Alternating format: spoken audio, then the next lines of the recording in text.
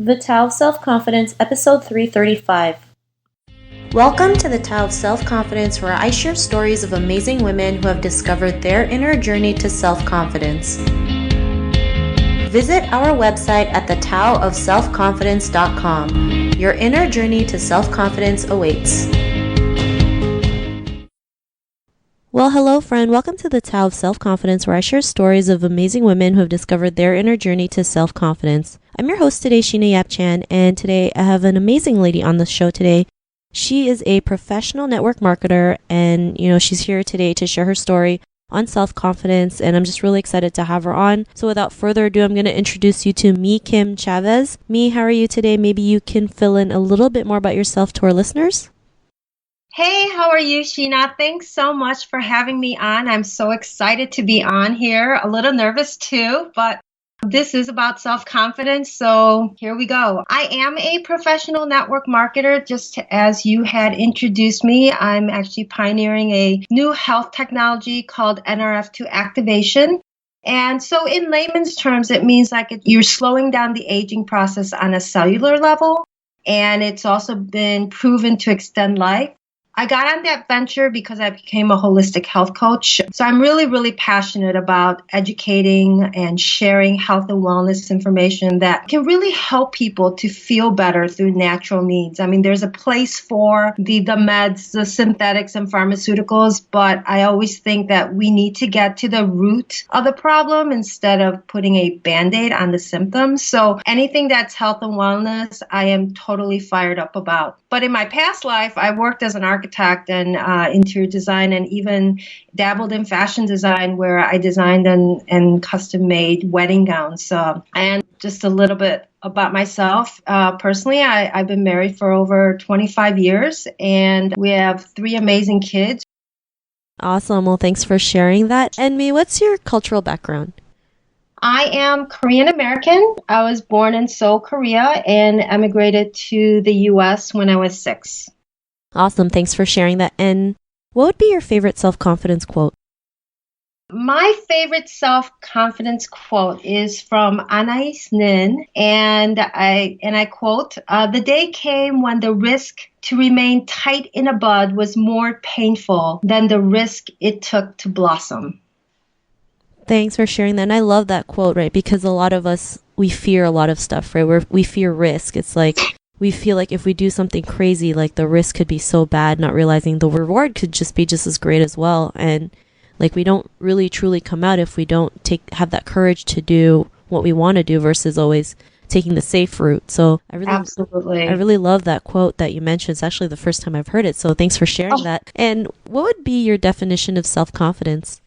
I think there's many, many different definitions, but for today, I think really knowing who you are and being okay with it and not feeling like you need external affirmation. We go through life, we're always looking for that pat on the back, external affirmation. And then, you really aren't secure because you're not always going to be getting that. So you're always searching for that. And I really find that to be really, really exhausting. So as soon as you forget who you are because you're too busy trying to collect approvals, I just feel like, it's one thing, it's great that people can agree with you and pat you on the back, but that isn't and shouldn't be your ultimate goal. Like when you're in full expression of who you were born to be, I feel like that's self-confidence. And so, I just feel like you just need to be you and be okay with it, even if you may be different from other people. I love this saying. It says, don't follow the masses because sometimes the M is silent. So dare to be different, dare to be that 2%er and dare to do the opposite of the masses. Thanks for sharing that. And that's a great definition. And it's so crazy. We live in a world of instant gratification, right? It's like social media is a great example. It's like if we only get 2 likes on Facebook or Instagram, it's like we don't feel like we're worthy. No, you're exactly right. Because I put out something on my Facebook and I think it got 0 traffic, 0 likes. And then I thought, well, maybe I should take it off, and then I thought, no, that's okay because that's all right, Yeah, exactly. It's I like don't need. Yeah. it's like if it's something you believe in, there's no reason to take it down. So Yeah, I mean, I love that definition that you mentioned, like, especially, do the opposite of the masses. Like, that's how we become the person that we are because we're doing something that we love versus what everyone is telling us to do. So thanks for sharing that. And me, what was your life like before your discovery of self-confidence? Oh gosh, that's a loaded question. So like I said, I came to America when I was 6 years old, and there were many, many obstacles that kept me from having self-confidence. When you're being called out for being different and sometimes being made fun of by your peers can really, really be traumatizing when you're young. And so, I definitely experienced some of that. And I always felt like I was outside looking in from an early age. But there's also the challenge of melding like the Korean culture with the American culture, keeping my identity, but still blending in with my friends and at school. So it's a really, really fine line to straddle and very confusing growing up when you're young and you don't have that self-confidence. So my parents were holding on to the customs and the cultures of being Korean and making sure that I didn't lose my heritage while I wanted to ditch all things Korean and be as American as possible, like my friends. So it was a real challenge growing up in a predominantly, all white suburb. Thanks for sharing that. What was that moment in your life when you realized, you could be the person you are today, that you had that confidence to just, separate yourself from the masses? What was that aha moment?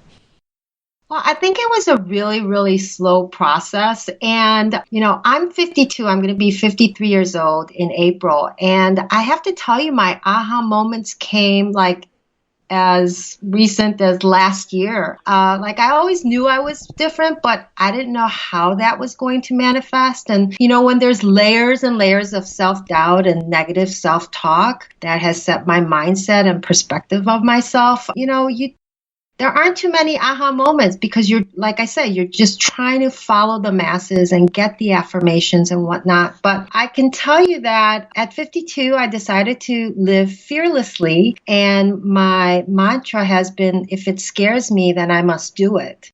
And, a lot of this personal growth that I've gotten has really been accelerated because of the network marketing industry that I'm at. And so I'm so grateful for that. It's probably why I'm so passionate about it. But last year, I'm actually a swim mom to three competitive swim kids for 17 years and more. I didn't know how to swim. And I also had a fear of water. And so not so much that I couldn't get in the water, but because I didn't have the confidence of floating or swimming, I didn't feel like going into the deep end it always made me nervous. And last year I decided, it's time to learn to swim, especially freestyle. Like side stroke is not considered swimming. I signed up for adult swim in the summer. It was a 50-meter outdoor pool. I was the one who only grabbed the kickboard and I just kicked away. And I knew how to, somewhat do the breaststroke, but not get my head in the water. But eventually I had the gumption to put my head in the water and try to rotary breathing and just, the rhythm of blowing out through my nose with my head in the water, then turning my head out of the water to take in air was like the biggest challenge, all the while kicking and reaching and pulling water with my arms. It takes some coordination. I really have respect for my kids. And then one day my youngest came with me one day and showed me some techniques for freestyle. And I started slowly getting comfortable doing it. And it was definitely a push to do something that scared me. And I actually signed up for master swimming for a couple of months. So that was a big aha moment for me because I knew that I could, if I put my mind to it, I can do it. It's scary, absolutely. And so that was a big building block for confidence. I also have a fear of public speaking. And so as a holistic health coach, I knew I had to be able to speak in front of people because I'm doing workshops and cooking classes. And so I joined Toastmasters about 3 years ago. And I worked on completing my manual that included, having to do 10 speeches. And on a whim, on a total whim, I entered a humor speech contest, just thinking, okay, just get it over with, And so I won at our club level. And then it advanced me to the area level.